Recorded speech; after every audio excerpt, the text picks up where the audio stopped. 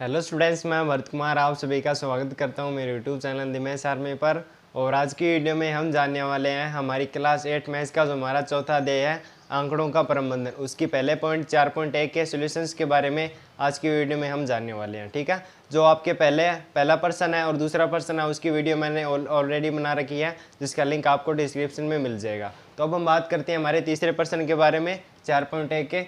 तो निम्नलिखित सूचना को दर्शाने वाला एक पाई चार्ट खींचिए। ठीक है, हमारे पास ये कुछ सूचनाएं दी गई है, इसे दर्शाने के लिए हमें क्या करना है, एक पाई चार्ट खींचना है। ठीक है, यह सारणी क्या बताती है कि व्यक्तियों के एक समूह द्वारा पसंद किए जाने वाले रंगों को बताती है। जैसे कि हमारे पास कुल कितने व्यक्ति हैं, 36 व्यक्ति हैं, और उनमें से अलग अलग व्यक्तियों ने हमारे पास क्या इन रंगों को अलग अलग पसंद किया। जैसे नीले रंग को हमारे पास 18 व्यक्तियों ने पसंद किया, इस तरह से हरे रंग को हमारे पास 9 व्यक्तियों ने पसंद किया।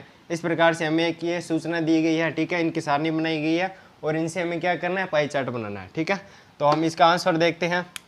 तो आंसर के लिए हमारे पास हो जाएगा जैसे कि नीले रंग हेतु। ठीक है, हम लिखेंगे नीले रंग हेतु। ठीक है, नीले रंग हेतु हमें क्या करना पड़ेगा पाई चार्ट बनाने के लिए। पहले तो हमें नीले रंग हेतु जो संपूर्ण का भाग बनाना पड़ेगा, मतलब कि नीला रंग हमारे पास पाई चार्ट में कितना भाग निरूपित करता है वो हमें पहले ज्ञात करना होगा। और फिर उसका हमें केंद्रीय कोण ज्ञात करना होगा, मतलब कि उसके फिर हमें डिग्री में वैल्यू ज्ञात करनी होगी और फिर हम इसे पाई चार्ट में दर्शा पाएंगे। मतलब कि पाई चार्ट में हम नीले रंग हेतु एक उसका एक त्रिज्यखंड बना पाएंगे। ठीक है, तो पहले हम नीले रंग के लिए संपूर्ण का भाग ज्ञात कर लेते हैं। तो नीले रंग हेतु संपूर्ण का भाग। ठीक है, संपूर्ण का भाग ज्ञात करने के लिए हमें क्या करना पड़ता है कि हमारे पास जो जैसे कि हमें टोटल होता है उसका वो हम यहाँ पे लिख लेते हैं, और इसमें हमारे नीले रंग के लिए ज्ञात करना है तो यहाँ पे हम लिख देंगे नीला रंग हेतु। ठीक है, इस प्रकार से नीले रंग हेतु हमने ज्ञात कर लिया। यहाँ पे तो हमेशा 36 रहेगा, हरे रंग के लिए भी 36 रहेगा, लाल रंग के लिए भी 36 रहेगा और पीले रंग के लिए भी 36 रहेगा, लेकिन ऊपर वाली वैल्यू हमारी बदल जाएगी। ये बिन क्या निरूपित करेगी, नीले रंग का भाग निरूपित करेगी पाई चार्ट में। ठीक है, तो ये हमारा आंसर हो गया 18/36 संपूर्ण का भाग। अब हमें क्या ज्ञात करना है, नीले रंग हेतु केंद्रीय कोण। ठीक है, केंद्रीय कोण हम ज्ञात कर लेंगे। नीले रंग हेतु केंद्रीय कोण, तो केंद्रीय कोण क्या आ जाएगा, केंद्रीय कोण ज्ञात करने के लिए हमारे पास क्या फॉर्मूला होता है, संपूर्ण का भाग होता है उसे हमें गुणा करना होता है 360 डिग्री से, मतलब कि 18/36 × 360 डिग्री। इसकी जो वैल्यू आएगी वही क्या कहलाएगी, संपूर्ण का भाग कहलाएगी। ठीक है, तो यहाँ से हमारी वैल्यू क्या आ जाएगी, 180 डिग्री आ जाएगी। नीले रंग है तो हमने केंद्रीय कोण ज्ञात कर लिया 180 डिग्री। इसी प्रकार से हम हरे रंग है तो, इसी प्रकार से हम लाल रंग है तो, इसी प्रकार से हम पीले रंग है तो केंद्रीय कोण है वो ज्ञात कर लेंगे। ठीक है, तो ये तो आगे नीले रंग हेतु। अब हमें ज्ञात करनी है हरे रंग हेतु। ठीक है, हरे रंग हेतु ज्ञात करने के लिए क्या करेंगे, संपूर्ण का भाग बनाएंगे। पहले तो 9/36, 36 हमने क्यों लिखा, क्योंकि 36 क्या है, टोटल है। बटे में क्या आता है, टोटल आता है, इंटू 360 डिग्री हम कर देंगे क्योंकि इसे केंद्रीय कोण में हमें बदलना है।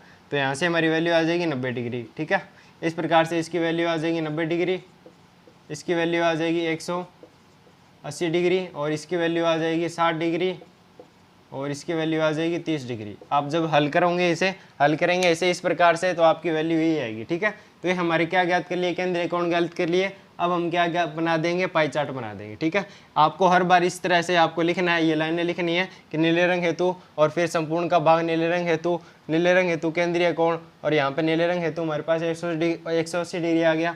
उसी प्रकार से हम यहाँ पे लिखेंगे हरे रंग हेतु, उसी प्रकार से लाल रंग हेतु, इस प्रकार से आपको सभी के लिए बना लेना है। ठीक है, तो यहाँ पे हमारी क्या आगे, केंद्रीय कोण आगे। और अब हम यहाँ पे पाई चार्ट बना देते हैं। ठीक है, तो पाई चार्ट बनाएंगे तो ये हमारा, हमने एक गोल आरेख, गोल वर्त बना लिया। और अब हमें यहाँ पे क्या करना है, हरे रंग हेतु पहले तो बना लेते हैं। तो हरे रंग हेतु ये इस तरह से 90 डिग्री का हमारे पास क्या बन जाएगा, हरे रंग हेतु बन जाएगा। ये क्या है, पूरा 90 है। ठीक है, और अब हमें 180 ये पूरा हो जाएगा, इधर वाला ये सारा क्या हो जाएगा, 180 हो जाएगा, आधा भाग, वर्त का आधा भाग हो जाएगा। वो क्या है, नीला रंग निरूपित करता है। और फिर हमारे पास क्या है, लाल रंग हेतु 60, लाल रंग हेतु ये मान लिया कितने डिग्री है, 60 डिग्री है, और ये कितने डिग्री है, पीले रंग हेतु कितना है, 30 डिग्री। ठीक है, इस प्रकार से आप आसानी से बना सकते हैं। यहाँ पे हरे रंग की डिग्री में वैल्यू हमारे पास है 90 डिग्री, नीले रंग हेतु 180 डिग्री, लाल रंग हेतु 60 डिग्री, और पीले रंग हेतु 30 डिग्री। ठीक है, इस प्रकार से आपको पाई चार्ट बना लेना है आसानी से। तो दोस्तों आपका यहाँ पे तीसरा क्वेश्चन यहाँ पे कंप्लीट होता है। अब हम बात करते हैं इसके चौथे क्वेश्चन के बारे में। तो स्टूडेंट्स, प्रश्नावली का चौथा सवाल आप सभी के सामने है, जिसमें हमें क्या दिया गया है कि संलग्न पाई चार्ट एक विद्यार्थी द्वारा किसी परीक्षा में हिंदी, अंग्रेजी, गणित, सामाजिक विज्ञान और विज्ञान में प्राप्त किए अंकों को दर्शाता है। ये हमारे पास पाई चार्ट है, उसमें हमें क्या दर्शाया गया, एक उस विद्यार्थी के अंकों का दर्शाया गया कि उस विद्यार्थी को किस विषय में कितने अंक मिले हैं। इसके लिए हमारे पास क्या है, पाई चार्ट है। तो यदि उस विद्यार्थी द्वारा प्राप्त किए गए कुल अंक 540 थे, मतलब कि उस विद्यार्थी ने कितने अंक प्राप्त किए हैं, 540 अंक प्राप्त किया सभी विषयों को मिलाकर। ठीक है, कुल कितने हैं, 540 हैं। तो निम्नलिखित प्रश्नों के उत्तर दीजिए। तो हमारे पास पहला प्रश्न क्या है कि किस विषय में उस विद्यार्थी ने 105 अंक प्राप्त किए।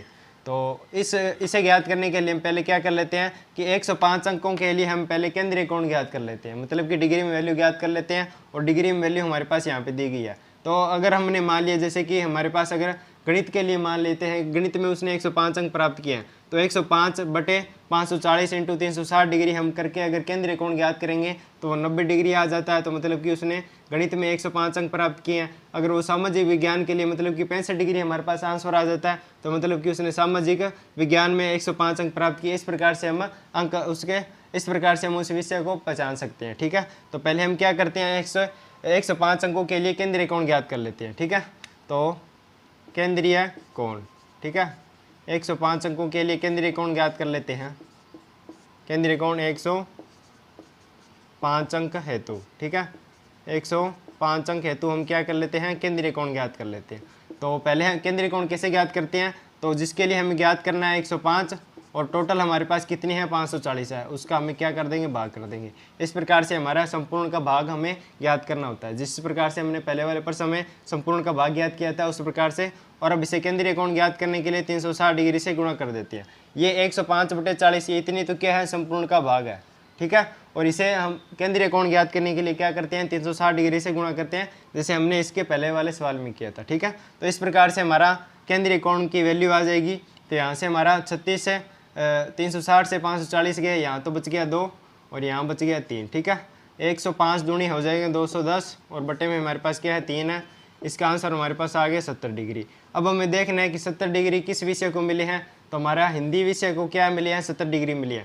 मतलब कि उस विद्यार्थी ने हिंदी विषय में 105 अंक प्राप्त किए हैं। ठीक है, इस प्रकार से आपका आंसर क्या हो जाएगा कि हिंदी विषय में उस विद्यार्थी ने 105 अंक प्राप्त किए हैं। इसका एक और भी तरीका है, वो तरीका क्या है कि आप सभी विषयों के लिए अंक ज्ञात कर लीजिए। जैसे कि गणित के लिए हम अंक ज्ञात कर लेंगे, सामाजिक विज्ञान के लिए हम अंक ज्ञात कर लेंगे, अंग्रेजी के लिए अंक ज्ञात कर लेंगे और फिर उनमें से देखेंगे कि 105 किसके अंक है। तो उस प्रकार से अभी आप इसका हल कर सकते हैं। तो वो कैसे, वो हम आगे वाले इसके सवाल में देखेंगे। इसका ये तो क्या था, पहला पॉइंट था। इसके दूसरे पॉइंट में आपको सभी विषयों के अंक ज्ञात करके मैं दिखाऊंगा। ठीक है, वो कैसे ज्ञात करना है वो मैं आपको बताऊंगा। तो आपका पहला पॉइंट का आंसर तो इतना ही था। अब हम बात करते हैं इसके दूसरे पॉइंट के बारे में। तो स्टूडेंट्स, दूसरा पॉइंट आप सभी के सामने है, जिसमें हमें क्या पूछा गया है कि उस विद्यार्थी ने गणित में हिंदी से कितने अधिक अंक प्राप्त किए। इसे ज्ञात करने के लिए हमें क्या करना पड़ेगा, इसे ज्ञात करने के लिए पहले तो हमें ये पता होना चाहिए कि उस विद्यार्थी के गणित में कितने अंक है। ठीक है, पहले तो ये पता होना चाहिए और फिर पता होना चाहिए कि हिंदी में कितने अंक है। हिंदी में तो हमने ऑलरेडी ज्ञात कर लिया। ठीक है, तो हमें पहले इनका गणित में अंक और हिंदी में अंकों का ज्ञात होना चाहिए कि उसे कितने अंक मिले, और फिर उनका कंपैरिजन करके हम आसानी से बता सकते हैं कि उसे गणित में हिंदी से कितने अधिक अंक मिले। तो इसके लिए हम क्या करेंगे, तो इसके लिए हमारे पास हम करेंगे, तो पहले तो हम लिखेंगे गणित हेतु। पहले हम क्या करने जा रहे हैं, गणित के लिए अंक ज्ञात करने जा रहे हैं कि उसे गणित विषय में कितने अंक मिले हैं। ठीक है, तो गणित विषय हेतु लिखेंगे हम। पहले तो गणित विषय हेतु हम लिखेंगे कि माना कि उसने x अंक प्राप्त किए, माना कि उसने x अंक प्राप्त किए हैं। ठीक है, x अंक प्राप्त किए हैं। तो अब इसका संपूर्ण का भाग ज्ञात करने के लिए हम क्या करते हैं, जितने अंक उसने प्राप्त किए हैं और टोटल जितने अंक है, टोटल कितने हैं, 540 है। ठीक है, अब केंद्रीय कोण ज्ञात करने के लिए हम क्या करते हैं, 360 डिग्री से उसे गुणा करते हैं और इनके बराबर में क्या होगा हमारे पास, जैसे कि मैं आपको नीचे लिख के दिखा देता हूँ। तो हमें क्या करना है, संपूर्ण का भाग ज्ञात करना है। पहले तो x बटे 540। ठीक है, इतने अंक उसने, ये क्या हो गया, संपूर्ण का भाग हो गया। इस पूरे वर्त का मतलब संपूर्ण का भाग हो गया गणित विषय हेतु। अब हमें केंद्रीय कोण ज्ञात करने के लिए हम क्या करते हैं, 360 डिग्री करते हैं, गुणा करते हैं 360 डिग्री से। और अब हमें पता है कि गणित विषय हेतु केंद्रीय कोण कितने हैं, 90 डिग्री है। केंद्रीय कोण कितने हैं गणित विषय से, 90 डिग्री है। ये हमें पहले से दिया हुआ है, तो ये हम क्या लिख देंगे, इक्वल में लिख देंगे। ठीक है, हमें क्या करना था, हमें उसमें गणित विषय में उसने कितने अंक प्राप्त किए ये हमें ज्ञात करना था। ठीक है। तो हमने मान लिया कि उसने गणित विषय में x अंक प्राप्त किए हैं, ठीक है। अब x अंक प्राप्त किए हैं और टोटल उसने कितने प्राप्त किए हैं 540, मतलब कि टोटल उसके अंक कितने हैं 540 है। ये क्या हो गया संपूर्ण का भाग हो गया। अब इसे केंद्रीय कोण में बदलने के लिए 360 डिग्री से गुणा करते हैं और बराबर में हमारे पास क्या है 90 डिग्री है। ये हमें यहाँ पे सवाल में आपके दे रखा है, ठीक है। तो इस प्रकार से इस समीकरण से हमारे पास x की वैल्यू आ जाएगी। वो कैसे आएगी, तो x बराबर में हमारे पास हो जाएगा x बराबर में हमारे पास हो जाएगा 90 डिग्री और 90 डिग्री के गुणा में हमारे पास आ जाएगा 540 और ये इसके भाग में चला जाएगा, ठीक है 360 डिग्री। तो यहाँ से हमारी x की वैल्यू आसानी से आ जाएगी, ठीक है। तो यहाँ से 18 के पढ़े से ये कट रहा है, तो 0 से 0 तो यहाँ पे कैंसिल हो गया। 18 दूनी 36 और 18 तीय 54, ठीक है। 9 तीय 27, 270 डिग्री, 270/2 यहाँ से हमारी वैल्यू आ जाएगी इसकी 135, ठीक है। 135 हमारा क्या आ गया वैल्यू आ गई। मतलब कि उस विद्यार्थी ने गणित विषय में 135 अंक प्राप्त किए। ये आपको कैसे 135 कैसे आया, तो हमने मान लिया कि उसने x अंक प्राप्त किए हैं, x हमने यहाँ पे लिख लिया और उसके बटे में हमने क्या लिख दिया 540। ये क्या हो गया संपूर्ण का भाग हो गया। अब इसे केंद्रीय कोण में बदलने के लिए क्या करते हैं 360 डिग्री से गुणा करते हैं और इसका केंद्रीय कोण हमें ऑलरेडी दिया गया है कौन सा 90 डिग्री, तो ये हमने यहाँ पे लिख दिया। तो इस प्रकार से हमारी x की वैल्यू आ गई, मतलब कि उसने कितने अंक प्राप्त किए 135 अंक उसने प्राप्त किए, ठीक है। इस प्रकार से हमने गणित विषय से निकाल लिया 135 और हिंदी के लिए हमें पता ही था 105 अंक उसने प्राप्त किए हैं। ये एक और तरीका है जिससे कि आप पता लगा सकते हैं कि उसने किस विषय में कितने अंक प्राप्त किए। जैसे कि आप इस तरीके से हिंदी के लिए भी पता लगा सकते थे, लेकिन उससे आपको सभी विषयों के बारे में पहले पता लगाना होता, फिर आप जाकर हिंदी के बारे में पता लगाते हैं, ठीक है इस प्रकार से। तो ये एक दूसरा तरीका है अंकों को ज्ञात करने का। तो पहले हिंदी गणित के लिए हमने ज्ञात कर लिया 135। अब हमारा सवाल क्या था कि उस विद्यार्थी ने गणित में हिंदी से कितने अंक प्राप्त किए। गणित में हिंदी से कितने अंक प्राप्त किए, तो इनका माइनस करने पर आपको दिखाई दे रहा होगा कि उसने 30 अंक अधिक प्राप्त किए हैं, ठीक है। तो इसका आंसर हो जाएगा उसने 30 अंक अधिक प्राप्त किए हैं, ठीक है गणित में हिंदी से। तो इस प्रकार से आपका यहाँ पे दूसरा पॉइंट कंप्लीट होता है। अब हम बात करते हैं इसके तीसरे पॉइंट के बारे में। तो स्टूडेंट्स तीसरा पॉइंट आप सभी के सामने है, जिसमें मैं क्या पूछा गया है कि जांच कीजिए कि क्या सामाजिक विज्ञान और गणित में प्राप्त किए गए अंकों का योग विज्ञान और हिंदी में प्राप्त किए गए अंकों के योग से अधिक है। हमें क्या करना है सामाजिक विज्ञान और गणित के अंकों को योग करना है और फिर ये देखना है कि वे विज्ञान और हिंदी के अंकों से अधिक है कि नहीं है। ये हमें इसमें हाँ या ना में उत्तर देना है, ठीक है। तो इसके लिए आप क्या कर सकते हैं, इसके लिए आप पहले तो केंद्रीय कोण को देख सकते हैं कि अगर सामाजिक विज्ञान और गणित का केंद्रीय कोण इन दोनों के केंद्रीय कोण से अधिक है तो ऑब्वियसली उसके अंक क्या होंगे अधिक होंगे इन दोनों से, ठीक है।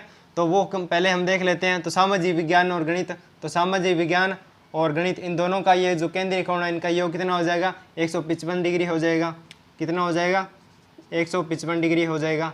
और आगे हमें क्या पूछेगा विज्ञान और हिंदी से कंपैरिजन करना है। तो विज्ञान और हिंदी इन दोनों का केंद्रीय कोण कितना हो जाएगा 150 डिग्री। तो यहाँ पे हमारा सामाजिक विज्ञान और गणित का जो केंद्रीय कोण है वो क्या है अधिक है और विज्ञान और हिंदी का केंद्रीय कोण क्या है कम है। तो मतलब कि हमारे पास सामाजिक विज्ञान और गणित में अंकों को योग अधिक होगा किससे हिंदी और विज्ञान से। तो पहला तो हमारा ये तरीका हो सकता है कि इस तरीके से भी हम बता सकते हैं, केंद्रीय कोण से भी हम बता सकते हैं। और दूसरा आपका ये तरीका हो सकता है कि आप इसका सामाजिक विज्ञान का पहले तो आप अंक ज्ञात कीजिए, फिर गणित का अंक ज्ञात कीजिए, फिर विज्ञान का अंक ज्ञात कीजिए, फिर हिंदी का अंक ज्ञात कीजिए। फिर इस प्रकार से भी आप अंकों के योग से भी आप बता सकते हैं कि वो किस विषय में उसको अधिक अंक मिले, ठीक है। तो इसके लिए भी आप कर सकते हैं। तो हम ज्ञात गणित के लिए तो हमें बताया 135 अंक है, हिंदी के लिए भी हमें बताया 105 अंक, सामाजिक विज्ञान के लिए हम ज्ञात कर लेते हैं। तो उसे ज्ञात करने के लिए मैंने आपको पहले जो ट्रिक बताई थी उस तरीके से आप इसे ज्ञात कर सकते हैं। तो सामाजिक अध्ययन हेतु, ठीक है, सामाजिक अध्ययन हेतु इसके लिए केंद्रीय कोण ज्ञात करने के लिए हम क्या करते हैं कि केंद्रीय कोण तो हमें दिए गया, अंक ज्ञात करने के लिए हम क्या करेंगे। तो माना कि उसने x अंक प्राप्त किए और टोटल कितने हैं 540, टोटल ये रहे 540 हैं और केंद्रीय कोण में बदलने के लिए 360 डिग्री से गुणा करते हैं और केंद्रीय कोण हमें यहाँ पे दिया गया, ठीक है। तो इस प्रकार से हमारी x की वैल्यू आ जाएगी यहाँ पे 65 × 540/360, ठीक है। तो यहाँ से हमारा 18 के पढ़े से ये कैंसिल हो रहा है, 0 से 0 कैंसिल, 18 दूनी 36, 18 तिया 54 और 65 का 3 से गुणा करने पर हमारे पास आ जाएगा 195/2, ठीक है। मतलब कि हमारे पास आ जाएगा 97.5। मतलब कि उस विद्यार्थी ने सामाजिक विज्ञान में 97.5 अंक प्राप्त किए हैं, 97.5 5 अंक प्राप्त किए हैं। ठीक है, इसी प्रकार से हम विज्ञान में ज्ञात कर लेंगे। विज्ञान में ज्ञात करने के लिए हमें क्या करना पड़ेगा, माना कि विज्ञान में उसने x अंक प्राप्त किए और टोटल कितने 540, केंद्रीय कोण में ज्ञात करने के लिए 360 डिग्री से गुणा करते हैं और हमें कोण ऑलरेडी दिया गया 80 डिग्री। तो यहाँ से हमारी x की वैल्यू आ जाएगी 80 × 540/360। तो ये फिर 18 से 18 कट रहा है, ऊपर 3 और नीचे 2। ठीक है, 8 × 24, 240 और नीचे हमारा 2 है, तो इसका वैल्यू आ जाएगी 120। तो मतलब कि उसने विज्ञान में 120 अंक प्राप्त किए हैं। तो यहाँ से आपको आसानी से दिख रहा होगा कि जो गणित और सामाजिक विज्ञान है इनका योग क्या ज़्यादा है, किससे, हिंदी और विज्ञान से। ठीक है, इस प्रकार से भी आप बता सकते हैं। ठीक है, इस प्रकार से भी आप इनका कंपैरिजन कर सकते हैं। तो हमारा इसका प्रश्न का आंसर हो जाएगा हाँ, ये है, योग अधिक है किसका, सामाजिक विज्ञान और गणित में उस विद्यार्थी द्वारा प्राप्त अंकों का योग अधिक है, किससे, विज्ञान और हिंदी से। तो इस प्रकार से आपका चौथा क्वेश्चन यहाँ पे कंप्लीट होता है। अब हम बात करते हैं प्रश्नावली के लास्ट क्वेश्चन, मतलब कि 5वें क्वेश्चन के बारे में। स्टूडेंट्स, 5वां सवाल आप सभी के सामने है, जिसमें हमें क्या पूछा गया कि किसी छात्रावास में विभिन्न भाषाएं बोलने वाले विद्यार्थियों की संख्या नीचे दी गई है। ठीक है, इन आंकड़ों को एक पाई चार्ट द्वारा दर्शाइए। हमारे पास जो ये आंकड़े दिए गए हैं इन्हें हमें एक पाई चार्ट द्वारा दर्शाना है। ठीक है, तो मतलब कि हमारे पास टोटल विद्यार्थी कितने हैं, 72 है। मतलब कि सभी विद्यार्थी कितने हैं, 72 हैं। और उनमें से हमारे पास हिंदी बोलने वाले कितने हैं, 40 हैं, अंग्रेजी वाले 12, मराठी वाले 9 और तमिल वाले 7। इस प्रकार से हमें ये इन्फॉर्मेशन दी गई है। इसे पाई चार्ट में दर्शाने के लिए आपको पता ही होगा कि क्या करना पड़ता है। पहले तो हमें केंद्रीय कोण ज्ञात करना पड़ता है। ठीक है, एक पूरे सर्कल में 360 डिग्री होते हैं, उनमें से हमें ज्ञात करना पड़ेगा कि हिंदी के लिए वो कितने डिग्री का त्रिज्यखंड निरूपित करेगा, अंग्रेजी के लिए कितने डिग्री का त्रिज्यखंड होगा, मराठी के लिए कितने डिग्री का त्रिज्यखंड होगा। ठीक है, इसे ज्ञात करने के लिए हमें क्या करना पड़ेगा, तो पहले ही आपको बता चुका हूँ कि हिंदी विषय के लिए हम लिखते हैं। तो पहले हम हिंदी विषय के लिए जान लेते हैं। ठीक है, तो हिंदी विषय के लिए हम जान लेंगे पहले हिंदी विषय हेतु। ठीक है, हिंदी विषय हेतु हम जान लेते हैं। हिंदी विषय हेतु हम पहले क्या संपूर्ण का भाग निरूपित करेंगे। संपूर्ण का भाग पहले ज्ञात कर लेंगे, फिर उसे 360 डिग्री से गुणा करेंगे तो हमारे पास क्या आ जाएगी, डिग्री में वैल्यू आ जाएगी। फिर हम इसे त्रिज्यखंड में दर्शा देंगे। ठीक है, वर्त में दर्शा देंगे। तो इसके लिए हम क्या करेंगे, संपूर्ण का भाग। संपूर्ण का भाग पहले हम ज्ञात करेंगे। संपूर्ण का भाग ज्ञात करने के लिए हमें क्या करना पड़ेगा कि कितने व्यक्तियों ने पसंद किया, 40, और टोटल कितने व्यक्ति हैं, 72। ठीक है, ये तो क्या हो गया, संपूर्ण का भाग हो गया। मतलब कि कितने हमारे पास भाग उसने घेरा है, किसने, हिंदी विषय ने, पूरे वर्त में। ठीक है, ये तो हो गया संपूर्ण का भाग। अब हमें ज्ञात करना है इसकी डिग्री में वैल्यू। तो डिग्री में वैल्यू मतलब कि केंद्रीय कोण। तो केंद्रीय कोण के लिए आपको पता ही होगा कि इसे क्या करते हैं, 360 डिग्री से गुणा करते हैं। यहाँ पे हम लिखेंगे हिंदी विषय हेतु केंद्रीय कोण 40/72 इंटू हम करेंगे 360 डिग्री। तो यहाँ पे हमारे पास क्या आ जाएगी, डिग्री में वैल्यू आ जाएगी। और फिर उस प्रकार से हम वर्त में उसका त्रिज्यखंड बना देंगे। ठीक है, जितने की वैल्यू हमारे पास यहाँ पे आ जाएगी। तो यहाँ से हमारा क्या कट रहा है, 72, 5 × 360। तो हमारा यहाँ पे क्या आ रहा है, 5 आ रहा है। ठीक है, और 5 का 40 से गुणा करेंगे तो हमारे पास आ जाएगा 200। ठीक है, तो इस प्रकार से हमने हिंदी विषय हेतु क्या कर लिया, केंद्रीय कोण ज्ञात कर लिया। ठीक है, केंद्रीय कोण कैसे ज्ञात किया, पहले हमने संपूर्ण का भाग ज्ञात किया। ठीक है, वो कैसे, तो कितने व्यक्तियों ने पसंद किया, 40, और टोटल का भाग उसमें कर दिया। तो ये क्या आ गया, संपूर्ण का भाग आ गया। ठीक है, और फिर इसे केंद्रीय कोण में ज्ञात किया। केंद्रीय कोण में ज्ञात करने के लिए 360 डिग्री से गुणा किया तो हमारे पास क्या आ गई, 200 डिग्री वैल्यू आ गई। तो हमारे पास मतलब कि हिंदी विषय के लिए 200 डिग्री। ठीक है, और अब हम ज्ञात कर लेंगे अंग्रेजी विषय हेतु। तो इस प्रकार से आप डिटेल में यहाँ पे लिखेंगे, मैं तो आपको यहाँ पे शॉर्ट में बता रहा हूँ। ठीक है, आप डिटेल में लिख के इस प्रकार से सभी विषयों के लिए इसे हल करेंगे। तो हम ज्ञात कर लेते हैं अंग्रेजी विषय हेतु कितने व्यक्तियों ने पसंद किया, इसे 12 व्यक्तियों ने, और टोटल कितने हैं, 72, और गुणा कर देंगे इसे 360 डिग्री से। तो हमारे पास क्या आ जाएगा, केंद्रीय कोण आ जाएगा। 72 5 से 360 और 5 का 12 से गुणा करेंगे तो हमारे पास आ जाएगा 60। तो इसे 60 डिग्री क्या बन गया, त्रिज्यखंड बन गया अंग्रेजी के लिए। अब 9 मराठी के लिए देखते हैं। तो मराठी को कितने व्यक्ति ने पसंद किया, 9 बटे में क्या कर देंगे, 72 × 360। तो यहाँ से हमारी वैल्यू आ जाएगी 45 डिग्री। ठीक है, और उसी प्रकार से हमारी, तो यहाँ मराठी के लिए हमारी वैल्यू आ गई 45 डिग्री, और इसी प्रकार से हमारी इसकी तमिल की वैल्यू आ जाएगी 35 डिग्री, और उसी प्रकार से हमारी बंगाली की वैल्यू आ जाएगी 20 डिग्री। ठीक है, ये आप ऐसे डिटेल में ज्ञात करेंगे जैसे मैंने आपको हिंदी विषय के लिए ज्ञात करके दिखाया था। ठीक है, इस प्रकार से हमारे पास सारों के क्या आ गए हैं, सारों के आगे हैं केंद्रीय कोण आ गए हैं। ठीक है, हिंदी के लिए 200 डिग्री, अंग्रेजी के लिए 60 डिग्री, मराठी के लिए 45, तमिल के लिए 35 और बंगाली के लिए 20 डिग्री। ठीक है, इसे आप अब हम पाई चार्ट में हमें बनाना है। और उसमें हमें सभी को दर्शा देना है, ठीक है। तो पहले हम ज्ञात कर लेते हैं हिंदी के लिए। तो हिंदी के लिए 200 डिग्री, तो ये पूरा होता है 180 डिग्री, हमें 200 ज्ञात करने हैं, 200 ज्ञात करने हैं, तो मतलब कि 180 से थोड़ा ज़्यादा ही होगा। तो ये पूरा क्या बन जाएगा, ये पूरा बन जाएगा हमारे पास हिंदी के लिए। हिंदी को सबसे अधिक लोगों ने क्या बोलना पसंद किया, ठीक है। तो ये हमारा हो जाएगा 200 डिग्री। और अब हम ज्ञात कर लेंगे 60 डिग्री। 60 डिग्री कितना हो जाएगा, लगभग हमारे पास हो जाएगा इतना। आप जो है डी से बना सकते हैं ये, ठीक है। आप डी से बना लेंगे ताकि आपका अच्छे से मेजरमेंट हो जाए, ठीक है। डी की सहायता से आप ये कोणों को आसानी से बना पाएंगे। मैं तो आपको यहाँ पे ऐसे ही बना के दिखा रहा हूँ, आप कॉपी में डी से बना सकते हैं, ठीक है। तो अंग्रेजी बोलने वाले हमारे पास क्या है, 60 डिग्री है। अंग्रेजी के लिए हम यहाँ पे लिख देंगे ये कितना है, 60 डिग्री, ठीक है। मान लिया कि 60 डिग्री है। और अब हम ऐसे ही 45 डिग्री, तो मान लीजिए 45, और ये मान लीजिए ये वाला हो गया 35, ये हो गया मान लीजिए 45, और ये मान लीजिए हमने 20 डिग्री, ठीक है। इस प्रकार से ये हो गया बंगाली के लिए, ये हो गया हमारा तमिल के लिए, और ये हो गया हमारा मराठी के लिए। इस प्रकार से आप इनके अंदर लिख देंगे, ठीक है, ये इन्फॉर्मेशन। तो इस प्रकार से हमारा क्या बन गया, पाई चार्ट यहाँ पे बन के तैयार हो गया, ठीक है। पाई चार्ट बनाने के लिए संपूर्ण का भाग पहले निरूपित कर लिया हमने, फिर उसे डिग्री में बदलने के लिए 360 डिग्री से गुणा कर लिया, और फिर डिग्री में वैल्यू आने के बाद हम इस प्रकार से डी की सहायता से इस प्रकार से इस पाई चार्ट में आसानी से दर्शा पाएंगे। तो दोस्तों आपकी यहाँ पे प्रश्नावली 4.1 क्या होती है, पूरी कंप्लीट हो जाती है। इसके पहले के क्वेश्चन प्रश्न संख्या 1 और 2 के बारे में मैंने पहले वीडियो बना रखी है, जिसका लिंक आपको डिस्क्रिप्शन में मिल जाएगा, ठीक है। वहाँ से आप इसका सोल्यूशन आसानी से देख सकते हैं। तो दोस्तों आई होप कि आप सभी को ये प्रश्नावली आपकी अच्छे से समझ में आ गई होगी। अगर वीडियो अच्छी लगी तो वीडियो को लाइक, और वीडियो से रिलेटेड अगर आपका कोई डाउट है तो आप हमें कमेंट में ज़रूर बताएं, ठीक है। हम आपके लिए सॉल्व करेंगे। और आज की वीडियो में इतना ही, मिलते हैं नेक्स्ट वीडियो में, तब तक के लिए बाय बाय।